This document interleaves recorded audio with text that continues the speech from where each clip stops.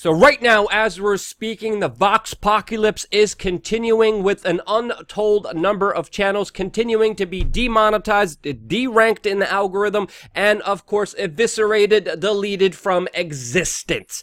All of this is happening, and that's why in this video I wanted to update you with the latest developments with the Vox Adpocalypse, how many people are saying that there's some foul play happening with Twitter around this hashtag, how this censorship is actually going to do the opposite of what it says it's going to do, while showing you why now Carlos Maza, the self-described gay wonk at Vox, who many people are saying is responsible for this, just blocked me on Twitter. We're going to show you that. And of course, make the bigger argument how this gay wonk is actually not fully responsible for everything that's taking place right now, and that there's actually something more sinister that we should be aware of. And before we start that, plus a lot more, I sincerely want to thank all the individuals who are supporting us on Subscribestar. Even $1, $5 a month means the world to us and keeps us fully free and independent. And with most of our videos already being demonetized, yeah.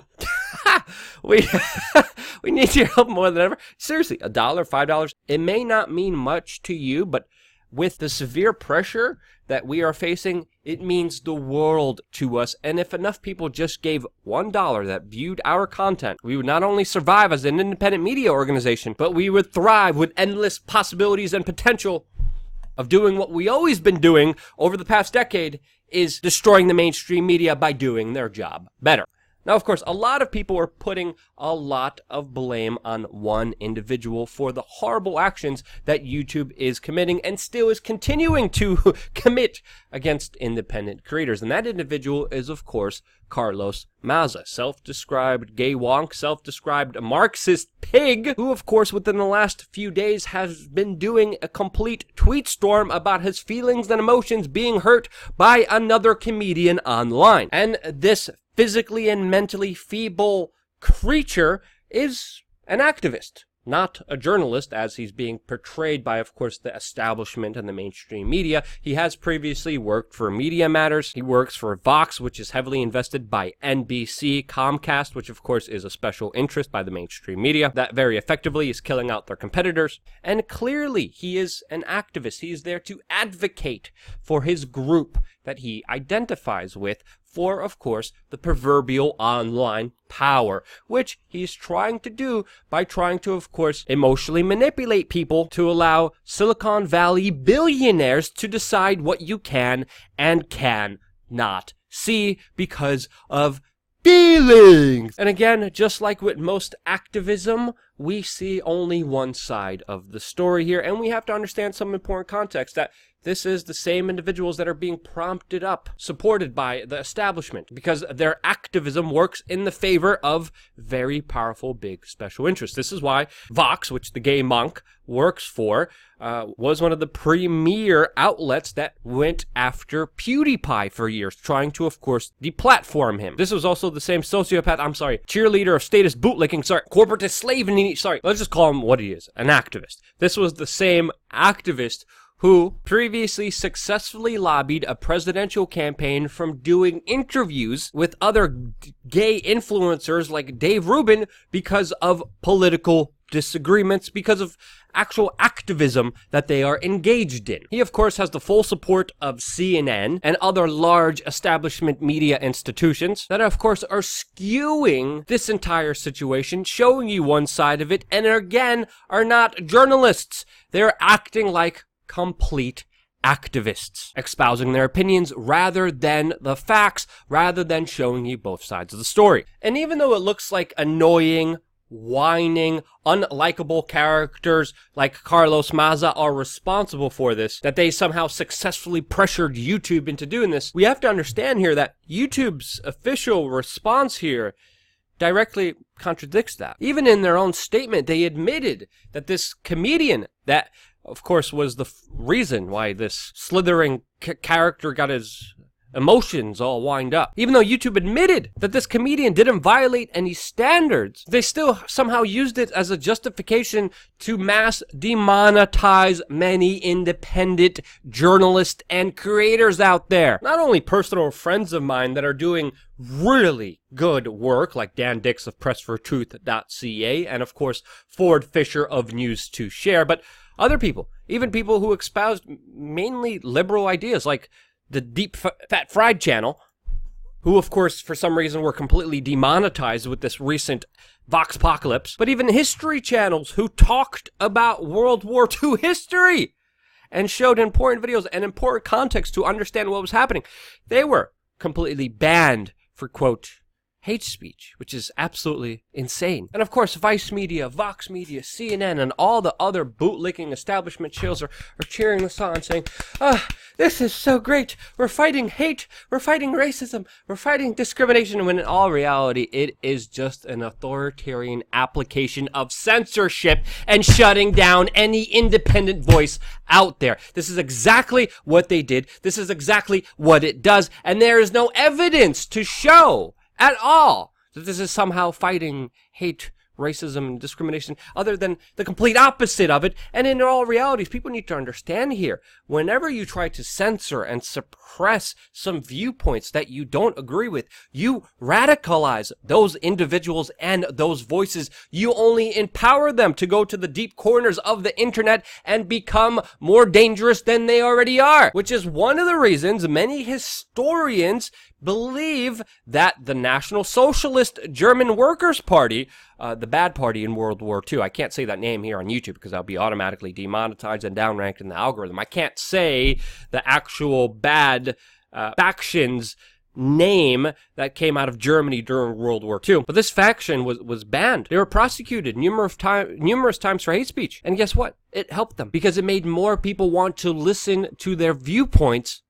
reaching more people, and because of the prosecution against them, they were able to make an image of themselves as martyrs, as political prisoners, drawing people to their sides in droves. And this is the terrifying reality of what is happening right now on our online discourse, with people being expelled. Individuals like Deep Fat Fried, individuals like History Channel, individuals like Ford Fisher, Press for Truth, and their audience members are being illegitimately punished for something that they are not guilty of, for something that they are being slandered about, which historically and according to human psychology will only bring the onset of more of that. Now, Lee Stewie actually made a very good point that I wanted to kind of highlight in this video. And she characterizes this very unfavorable character, Carlos Maza, as a fall guy. And I would have to agree with her, because YouTube's actions are not directly correlated with, of course, this unfavorable character's wants and demands. Again, what we're seeing here is a number of channels demonetized, a number of channels completely deleted, authoritative sources like CNN, Vox, NBC being promoted, and of course, limited recommendation of, quote, harmful misinformation. Meanwhile, that means anyone that's pretty much independent. All, of course, perfectly timed for the 2020 presidential election. And even this gay wonk is not satisfied with what YouTube is doing and is actually not happy that Ford Fisher has been completely demonetized, saying, quote, that it's freaking awful that he's a good journalist, which I agree with him actually on this, and doing important work. I agree with him on this. Going on saying, quote, how can they not differentiate between white supremacist content and good faith reporting on white supremacy? And that's an important point here, which made me say, when you ask major corporations to censor speech and decide what you can and cannot listen to, you will get results like this. What did you expect? Are you that thick? Which, of course, prompted me to get blocked by Mr. Carlos Maza. Unsurprisingly, I should have asked myself, what did I expect from that comment? But of course, what we need to realize here is that this hasn't been done by accident. This is not an oopsie that happened here. This is on purpose. This has been in the works. This has been planned. This has been escalating for a number of years now. This YouTube channel was one of the first YouTube channels that was demonetized with different videos out there. This was the first YouTube channel that whenever you put my name or my channel's name in another channel, that video would be automatically demonetized, downranked in the algorithm. Now, of course, we did confront Eric Schmidt twice now at Bilderberg, which might but it might have a bad effect on our channel. Just look up WeAreChange and Eric Schmidt. You probably won't even find that. I did that, actually. I Googled WeAreChange and Eric Schmidt. Can't even find my video. Yeah, look what happens when you type in Eric Schmidt and WeAreChange. You can't even find our video. No, okay, we got a video from 7 years ago on our channel when we confronted him. No way that this is only 33,000 views. That makes absolutely no sense. But we literally just confronted another old re-upload by someone else. We literally, again, guys, look at this. We literally confronted Eric Schmidt, and I can't even find the video of me talking to Eric Schmidt, Mr. Google Alphabet, former big major head honcho over this. Again, we have to go to our channel. This, of course, is when you know something's up. Here it is. Yep, 5 days ago.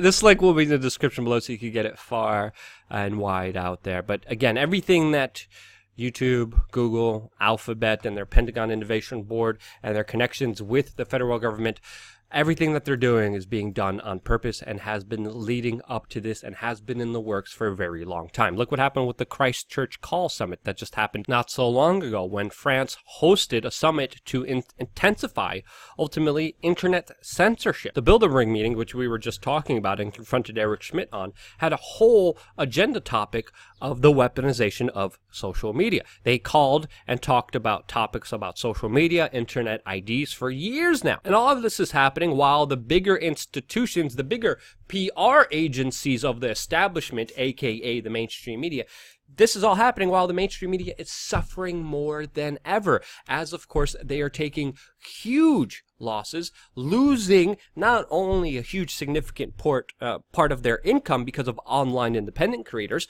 but because of people just being sick and tired of their bullcrap. Specifically, we see what's happening at CNN, we see what's happening at Vice, and they are losing a tremendous amount of money, while of course independent creators are able to successfully take away their viewers by doing something crazy. That something crazy is called speaking the truth and not serving a special interest. It pays off to be real and authentic, which of course these companies know nothing about. And we cannot forget that the partnership between the government, the intelligence agencies, the AKA deep state, and of course these tech monopolies like Google, like Alphabet, are extremely strong. With even recently this headline showing how the Pentagon is saying that all of Google's work on their drone program is exempt from the Freedom of Information Act, essentially using the YouTube, Google, Alphabet, multinational corporation monopoly tech giant as a form of hiding the most sinister and darkest tools of the military-industrial complex. That's essentially what is happening here, and it is one of the reasons we are going into a world where they, with their connections to the government, will be deciding what you get to watch and what should be censored, deleted, destroyed, and punished for even talking about or entertaining. And as Truthstream Media says, welcome to a world where viewers don't get to decide what's worth watching. This is about programming people to the control of information. And that's exactly what it is. And with these platforms becoming more authoritative, fascistic in nature, well, they will reap what they sow and most likely will die on their own sword, because what made YouTube great was, of course, independent creators, not corporate government shilling of ideas that are tightly controlled and regulated by PR agencies in order to sell you something or to convince you of something that works for the greater benefit of a powerful few. YouTube was great because it was real, it was authentic, it was something that you could watch that actually was relatable to the human person, that actually resonated with us and our lives. And now that's being literally replaced with forced social justice warrior propaganda, Will Smith, corporatist and globalist, skeeve it in there with Anderson Cooper regurgitating his PR talking points that he has given. And just like TV has failed and is failing because of how atrocious it is, so will YouTube, because it's reaping what it sows.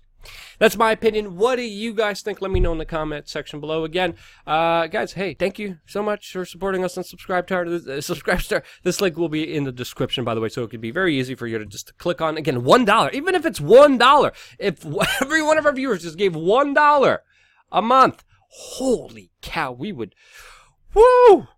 I can't even imagine the amazing things that I would be able to do, the amazing people I would be able to hire, the amazing, incredible buttocks we could kick in the proverbial media landscape by actually doing real journalism, by actually wanting to tell you both sides of the story and having respect for you to be able to decide for yourself what is truthful and what is not.